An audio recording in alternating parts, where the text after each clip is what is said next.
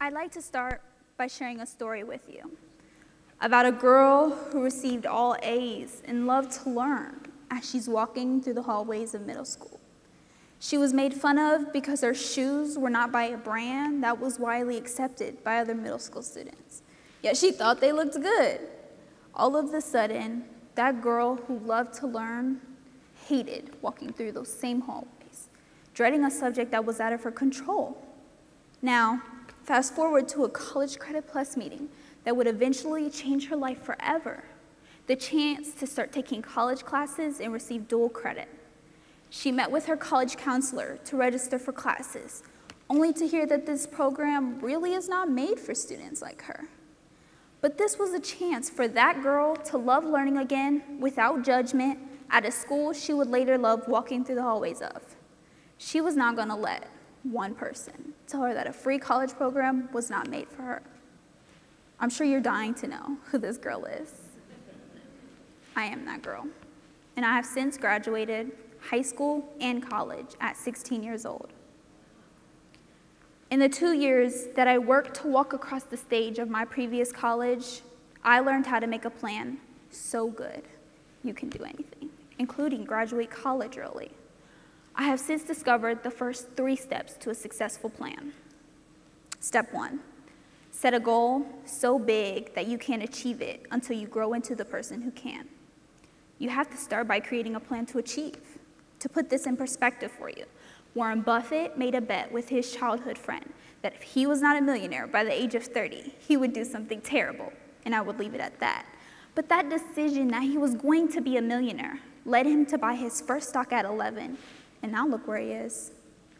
One great tip I can give is to think about how you can blend those childhood dreams with reality.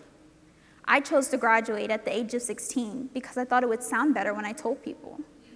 But along with that crazy goal was a list of classes I would take to meet the requirements at my high school and my college. Another tip, make or purchase a goals book. In it, you should write your goal, how you plan to achieve it, and what you will do after you achieve it. I find that this helps put it into fruition, and it makes it seem more attainable because you've thought it through this far. Next, read books involving the law of attraction, like Think and Grow Rich or The Secret, because it teaches you how to align the universe with your goals. But while you are doing so, don't forget that the key to success is the law of attraction plus action. Do you wish to start college early or go back to school? Do you hope to be an Olympic athlete or get back into shape? Do you plan to have a successful business by 12 or quit your job and pursue your passion? All these great thoughts have to start with a plan. You don't have to be great to start, but you do have to start to be great. This seems to be the hardest step because despite the energy you may have to meet this amazing goal, this is the time to actually put in the work. One way to nudge you on is to write it down.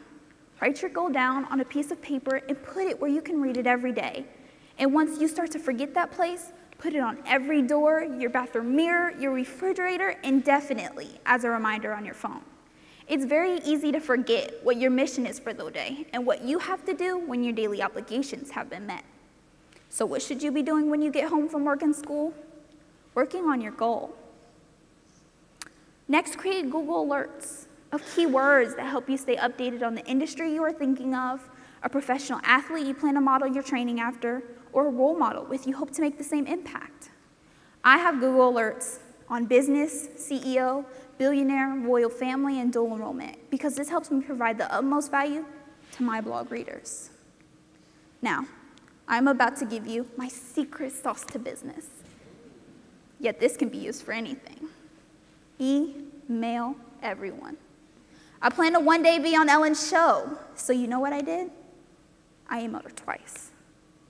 I hope to meet Oprah, so I looked up her email and emailed her twice. I wanted to stay updated on the statistics of dual enrollment in Ohio, so I emailed someone at the Ohio Department of Higher Education and said I'd love to get a quick coffee with you.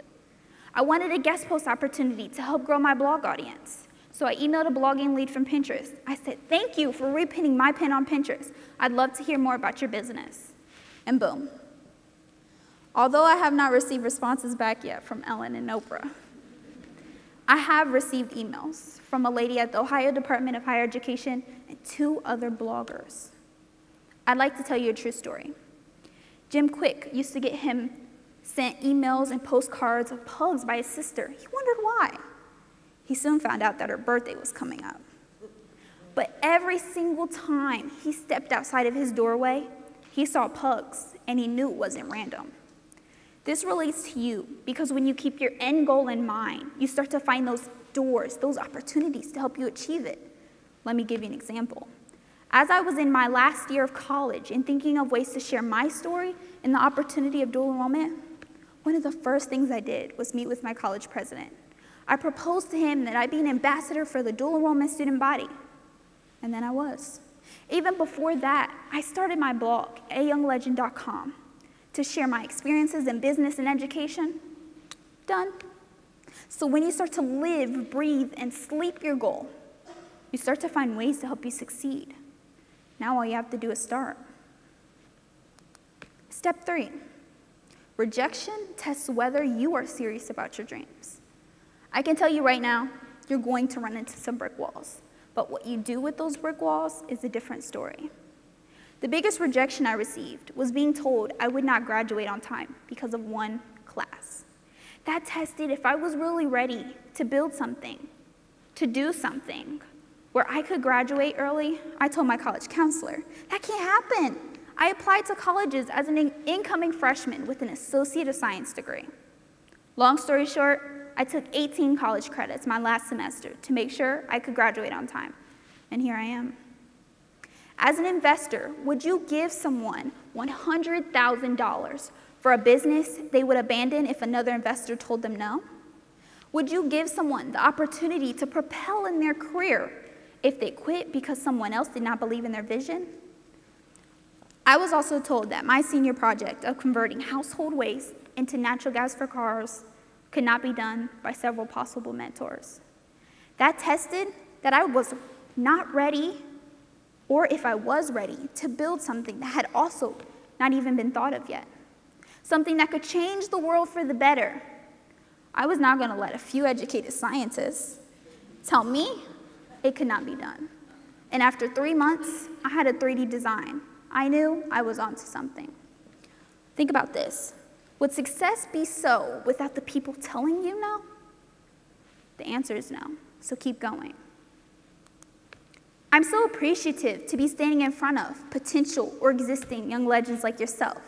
It is people like you who will leave a legacy and build a better future. I can truly see an even better future where education is not only about a government set of standards, but the opportunity for students to make a plan and achieve the impossible. Malala does not fight for education for nothing. The potential that kids have to be great extends far beyond society, rules, expectations, and stereotypes. We are living in a future we've always dreamed of. This 3-step process to make a plan and execute is so valuable. It just goes to show if I can do it, you can definitely do it. Thank you.